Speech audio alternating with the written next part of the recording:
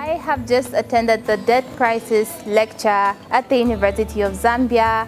I'm the UNZA president here at the University of Zambia, and this has been a very, very impactful lecture because it has opened up very important aspects of the debt crisis in Zambia to students, as well as enlightening them on the importance of us taking action now, because we are the future of our country. And if we do not take interest or we do not take action in trying to see how best we can improve the debt crisis in the country, we will not have solutions, and we are going to have a future that is not going to be able to handle this debt crisis. So I would urge everyone to ensure that they come through next time for the next debt crisis lecture that we're going to have, as well as taking interest in our economy and how we can improve our economic growth and what we can do as young people in our power to ensure that we work together to improve our country. I've actually learned a lot, but I've not only gained the knowledge, but I've also been provoked to see how vulnerable our future is also going to be if at all we continue with such unsustainable debt situations that our country has.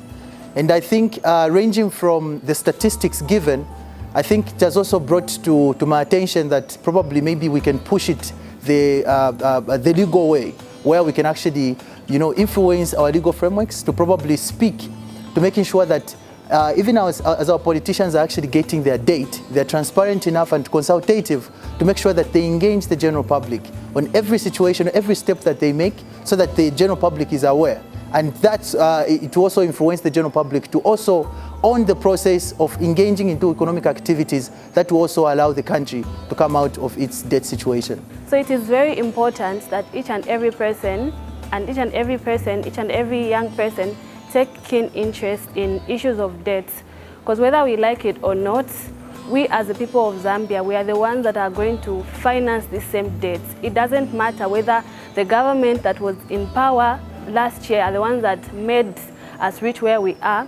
We as the people of Zambia are the ones that are going to finance the same debt. So it is important for us to take keen interest in such situations so that we can be able to know the way forward and be able to take our country on a stable economic state. Dr. Songwe actually put across a lot of things which were relating to how debt has actually been one of the biggest economic threats that we are facing as African countries. So she gave us statistics ranging from when we first contracted debt, that was in the 90s, and then there was a epic period where we did not contract any debt, and then politicians went on a party, as alluded by Professor Ndulo, and then we started contracting debt again in 2018. So there were lots of things that were put across that what can we do to reduce this debt crisis that we are facing as a country. So one of the things was we can engage different civil society organizations, bring them on board so that debt contraction is transparent, and maybe it may be different for the next decades to come.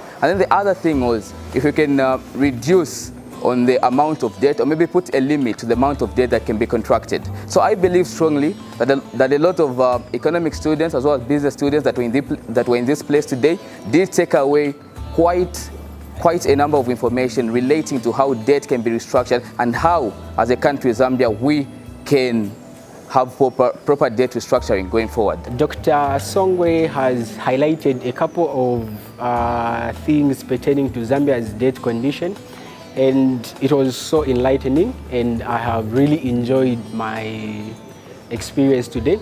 From the tables and the graphs that we were shown by Dr. Songwe, we could see that Zambia had a good economy from the 1998 up to somewhere 2006, somewhere there. So what happened is after 2010, Zambia rebased the currency, and the currency was rebased from the normal currency structure that it was, and it was brought to something else.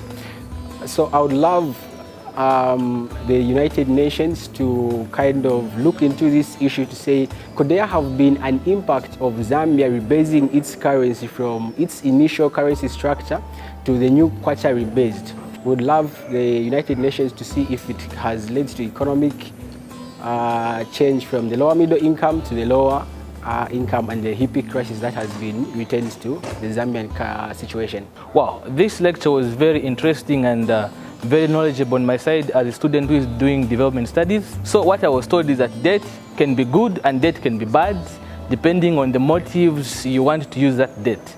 Okay, I also learned on Brentwood Institution, the role they play in terms of financing third world countries like Zambia, and the conditions that they put in place for third world countries to gain access to that loan.